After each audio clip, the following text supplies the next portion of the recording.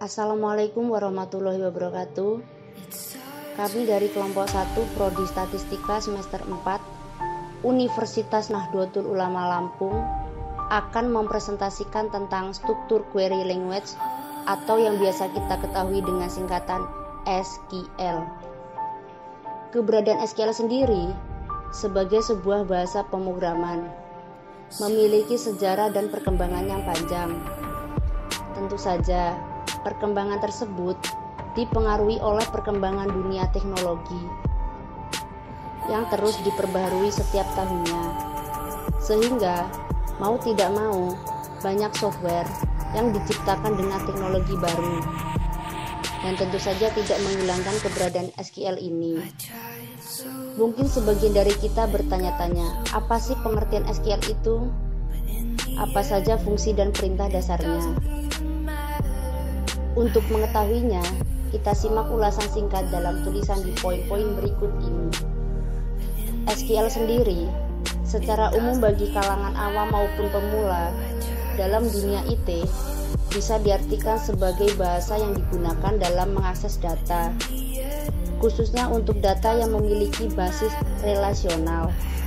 Tentu saja, bahasa komputer dalam data basis relasional ini berdasarkan standar yang dikeluarkan oleh American National Standard Institute atau ANSI. Untuk sejarah kemunculan SQL, bila kita berbicara mengenai sejarah munculnya dan pengertian SQL, dapat mengacu pada artikel dari Johnny Arkel yang merupakan salah seorang peneliti di IBM. Artikel tersebut membahas mengenai ide pembuatan sebuah basis data relasional yang muncul di tahun 1970, tepatnya pada bulan Juni. Pada artikel tersebut juga dibahas mengenai kemungkinan di masa mendatang untuk menciptakan sebuah bahasa data yang standar. Oleh karena itulah, kemudian muncul istilah SQL yang mengacu pada singkatan dari struktur English Query Language. Setelah kamu mengetahui sejarah dan pengertian SQL, ini saatnya untuk lebih mengetahui apa saja perintah-perintah dasar yang terdapat dalam SQL tersebut.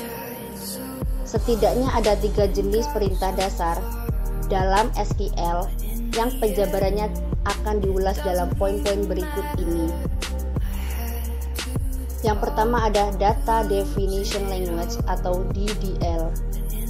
Jenis perintah dasar yang pertama adalah Data Definition Language atau yang biasa disingkat dengan DDL.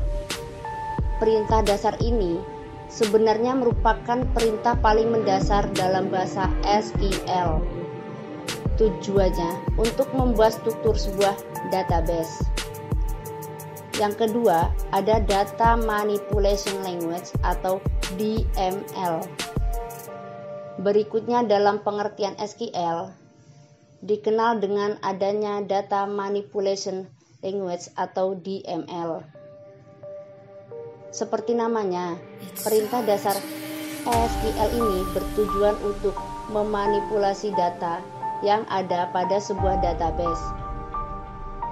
Perintah dalam DML juga terbagi ke dalam 4 jenis.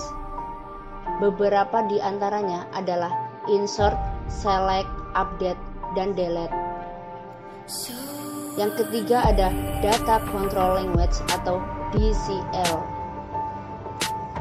Perintah dasar berikutnya adalah Data Control Language atau DCL.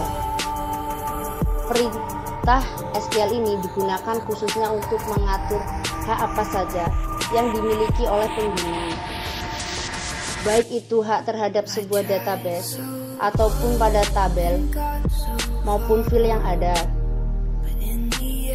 Melalui perintah ini, seorang admin database bisa menjaga kerahasiaan sebuah database, terutama untuk yang penting. Untuk fungsi SQL, keberadaan SQL dalam mengelola sebuah database memberikan fungsi tersendiri bagi seorang admin. Adanya SQL dapat memungkinkan kamu untuk mengakses maupun mengubah database.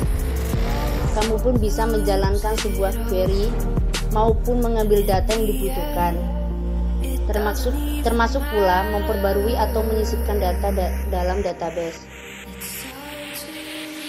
SQL juga bisa digunakan untuk menghapus sebuah data pada database. Fungsi lainnya adalah untuk membuat sebuah prosedur baru, dan ini akan tersimpan dalam sebuah database. Selain itu juga bisa mengatur hak akses dalam tabel, prosedur, maupun hal-hal penting lainnya. Itu saja yang bisa saya sampaikan. Saya akhiri. Wassalamualaikum warahmatullahi wabarakatuh.